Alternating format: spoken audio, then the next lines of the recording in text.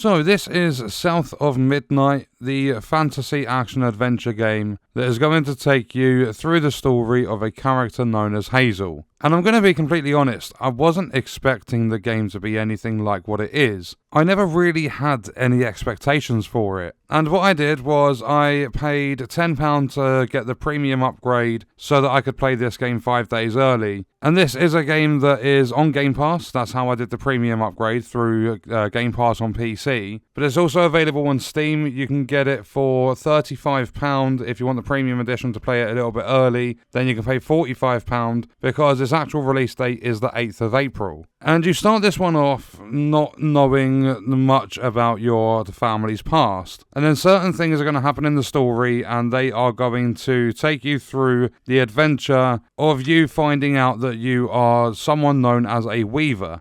Basically what happens is you find out that you can see these things called strands. And as you are progressing through your journey, you will discover things about your family's past. And what you have to do is try and correct all of the guilt, the pain, the corruption, and things like that. So you'll start this game off with pretty much nothing. You are just traversing the world, going to the next objective to find out more of the story. And then what the game does is it slowly builds you up to become the weaver that you actually are. You'll unlock new spells and things like that. And this game's got different difficulties, so you can focus on the story, you can make the combat a little bit more challenging. And I want to say, straight out of the gate, the art style for this game is incredible. They have done so well with the design of not only the landscape and the atmosphere, but the characters, their models. You've got some really, really good voice acting in there. And what happens is, as you start going through your journey, you're going to come across a bunch of different characters that add to the story. And some of these spells are going to help you with traversal of the different areas you'll go to. Some are going to help you in combat. And I mean, realistically, they do both.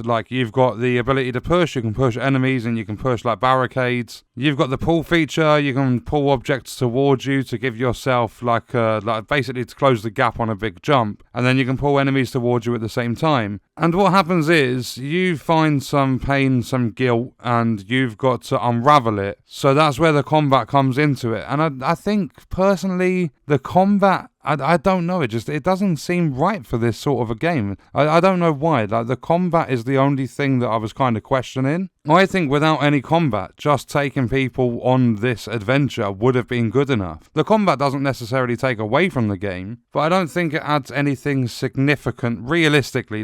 I get it, you're unraveling your family's past, you're dealing with the pain and corruption by fighting it. I get that side of it, but I feel as though the combat, if you're wanting to play on an easier difficulty where there's less combat, that's not going to be a problem. The combat doesn't add that much to it. It is quite good combat. You'll have all these different moves. You've got dodging, you've got the unraveling, which pretty much just stops the enemies from coming back to life. And not only that, when you unravel an enemy after you've dealt with them, you get a little bit of health back. And then you get these massive, I'm going to just call them splodges. You get these splodges of corruption. You unravel those, that's the combat sort of area done. They've done well with the spacing and the pacing of the combat. You're not going to be chucked into combat too much, but there's also not too little combat either. And I think the absolute best thing about this game is the traversal. You've got verticality because there's going to be a point where you're climbing a gigantic tree. You've got loads of platforming where you're climbing ledges to get to somewhere that's a lot higher up than the ground. You've got wall running sections and things. I think they've done really, really good with the way you progress through this adventure. And this game's not going to last you too long. It's going to be roughly between 8 and 12 hours, I would say. And you're going to come across some big sort of bosses. You're going to learn new spells and things throughout your journey. And I'm going to say this game has a really, really good story. I think just the way it starts you off, it slowly builds you into it. You kind of get the gist of what's happening, and you also get that sense of progression. You're not going to start this game with double jumps and gliding. You're eventually going to be built into being able to do that. And when it normally comes to Game Pass games, they're very, very hit and miss. Over the last few years, there have been a lot of Game Pass games that have not done very well. But South of Midnight, I'm going to say this is a game that is definitely worth playing. So to answer the question, is it worth buying South of Midnight? Yes. This game has a really, really good story. I love the art style to it, the sounds and everything.